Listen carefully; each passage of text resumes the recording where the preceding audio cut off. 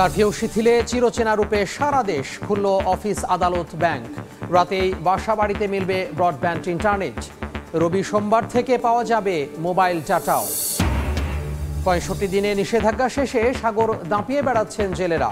চোখে মুখে মাছ শিকারের আনন্দ, লোকসান কাটিয়ে ওঠার আশা ফিশিং বোট মালিকদের। এবং রানওয়ের দৈর্ঘ্য বাড়বে ৩,০০০ ফুট। কার্গো বিমানের পাশাপাশি চলবে আন্তর্জাতিক ফ্লাইট। শাহ মখদুম বিমানবন্দরকে আন্তর্জাতিক মানে উন্নীত করার পরিকল্পনা।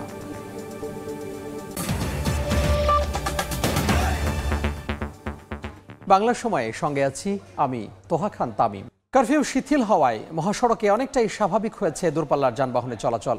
দেশের সব অফিস ও ব্যাংকে কেটেছে স্থবিরতা, আদালত পাড়ায় ফিরেছে কর্মচাঞ্চল্য। কারফিউয়ের কারণে গত ৪ দিন দোকান খুলতে পারেননি খুলনার নতুন বাজারের মুদি দোকানদার সেলিম মিয়া। প্রতিদিনের আয়ে চলা সেলিমকে বাধ্য হয়ে খরচ করতে হয়েছে জমানো টাকা। কারফিউ শিথিল করায় বুধবার সকাল থেকে বিভিন্ন এলাকার পাড়া মহল্লার দোকান খুলতে থাকে একে একে। এতে শুধু সেলিম মিয়া একা নন, স্বস্তি ফিরেছে নিম্ন আয়ের পরিবারগুলোর মাঝে। অন্তত ৭-৮ জন আমার ফ্যামিলিতে, কিন্তু দোকানদারি তো ঠিকমতো করতে পারে নাই। ১ ঘন্টা ২ ঘন্টা করছি, আবার বন্ধ করে তুইছি। চলমান কারফিউর নিষেধাজ্ঞা কমিয়ে দেওয়ার ঘোষণার পরপরই বরিশালের বাস টার্মিনালগুলোতে বাড়ে যানবাহন ও যাত্রীর চাপ। তবে স্বাভাবিকের তুলনায় যাত্রীর সংখ্যা কম থাকলেও অল্প সময়ের মধ্যে নির্দিষ্ট গন্তব্যে ছেড়ে যায় বাস। এছাড়া অভ্যন্তরীণ রুটের পাশাপাশি আশপাশের কম দূরত্বের জেলাগুলোতে ফেনী থেকে ছেড়ে যায় যাত্রীবাহী বাস। ফেনী মহিপাল থেকে ঢাকা, ফেনী মহিপাল থেকে চট্টগ্রাম, ফেনী মহিপাল থেকে লক্ষ্মীপুর, এই গাড়িগুলো ছাড়তেছে আমরা আজকে। সকাল ১১টা থেকে বিকেল ৪টা পর্যন্ত কারফিউ শিথিল করায় চাঁদপুর থেকে রাজধানীর সদরঘাটের উদ্দেশ্যে ছেড়ে যায় দুটি যাত্রীবাহী লঞ্চ। কারফিউ শিথিল করে স্থবিরতা কেটেছে সিলেটের ব্যাংকগুলোতে। আর্থিক লেনদেন করতে পারায় স্বস্তি জানান গ্রাহকরা। এছাড়া বিচারিক কার্যক্রম সচল হওয়ায় আদালত পাড়ায়ও ভিড় করেন বিচার প্রার্থীরা। কোটা সংস্কার আন্দোলনের কারণে দেশে অস্থিতিশীল পরিস্থিতি তৈরি হলে শুক্রবার মধ্যরাত থেকে সারা দেশে কারফিউ জারি করে সরকার।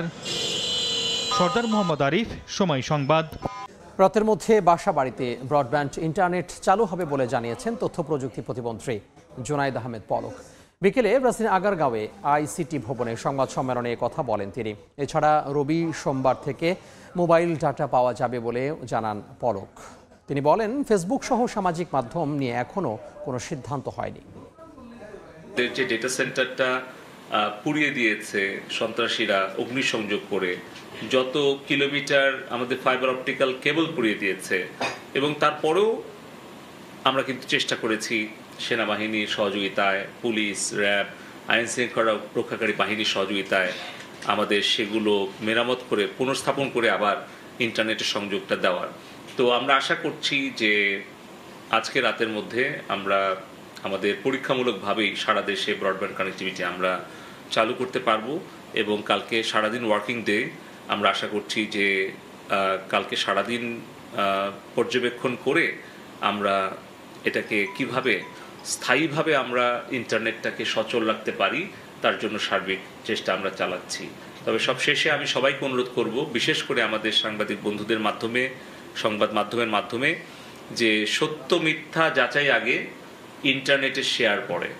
আগামী শুক্র অথবা শনিবারে অ্যামটবের সাথে বৈঠক করে তাদের যে প্রস্তুতি এবং তাদের যে সক্ষমতা, এটা বিবেচনায় নিয়ে আমরা চেষ্টা করছি যে আগামী রবি সোমবারের মধ্যে যাতে করে আমরা মোবাইল নেটওয়ার্কটাও আমরা 4Gটা সবার কাছে নিয়ে আসতে পারি আগামী সপ্তাহে। তার জন্য আমরা প্রচেষ্টা চালাচ্ছি। রাজশাহী শাহ মখদুম বিমানবন্দরকে আন্তর্জাতিক মানে উন্নীত করা হবে। পাশাপাশি কার্গো বিমান ও আন্তর্জাতিক ফ্লাইট চালুর ব্যাপারেও উদ্যোগ নেওয়া হবে। বেসামরিক বিমান পরিবহন ও পর্যটন মন্ত্রী মোহাম্মদ ফারুক খান এমন তথ্য জানিয়ে বলেন, সে লক্ষ্যে বিমানবন্দরের অবকাঠামো উন্নয়নের কাজ চলছে। ৩৯ বছর আগে নির্মিত রাজশাহী শাহ মখদুম বিমানবন্দরে বাংলাদেশ বিমান ও বেসরকারি দুটি সংস্থা প্রতিদিন রাজশাহী থেকে ঢাকায় 5টি ফ্লাইটে যাত্রী পরিবহন করছে। সপ্তাহে এই রুটে মোট 35টি ফ্লাইট পরিচালনা করা হয়। বিমানবন্দরটি আন্তর্জাতিক মানের করতে বর্তমানে নানা অবকাঠামো উন্নয়নের কাজ চলছে।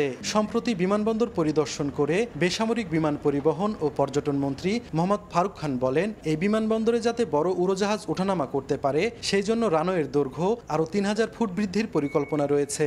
রাজশাহী অঞ্চল যেভাবে অগ্রসর হচ্ছে সেটাকে মাথায় রেখে ইন অ্যাডভান্স কাজ করছি। শক্তিশালীকরণের কাজ শুরু হয়ে গেছে। রানওয়েকে সিদ্ধান্ত নিয়েছে যে আমরা আরও 3000 ফিট বাড়াবো।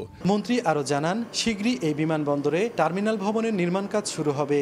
রাজশাহী এয়ারপোর্টকে একটা উন্নত মানের এয়ারপোর্ট করা, যাতে এখানে ইন্টারন্যাশনাল ফ্লাইটও আগামীতে চলাচল করতে পারে।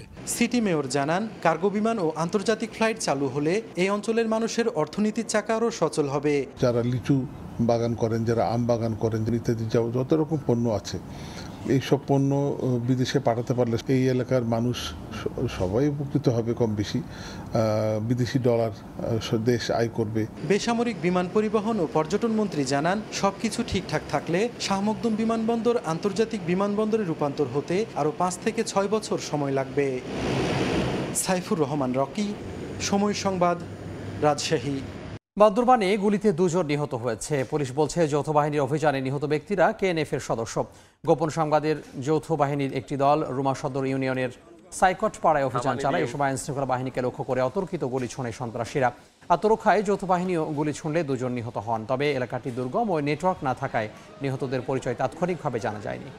সরকারি 65 দিনের নিষেধাজ্ঞা ও বৈরী আবহাওয়া কাটিয়ে সাগরে মাছ শিকারে যাচ্ছেন কক্সবাজার উপকূলের জেলেরা।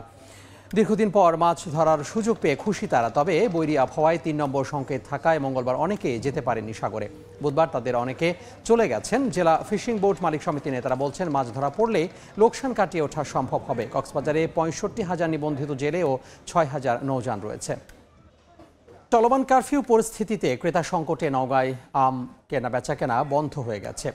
তাপমাত্রা বেশি হওয়ার বাগানে দ্রুত পেকে যাচ্ছে আম।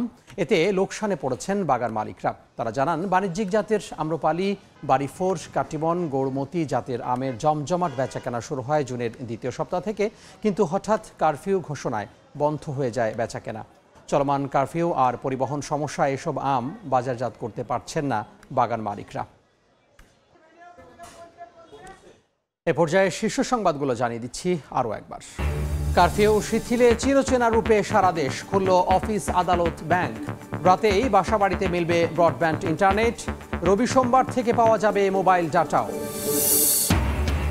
এবং 65 দিনে নিষেধাজ্ঞা শেষে সাগর দাপিয়ে বেড়াচ্ছেন জেলেরা। চোখে মুখে মাছ শিকারে আনন্দ। লোকসান কাটিয়ে ওঠার আশা ফিশিং বোট মালিকদের।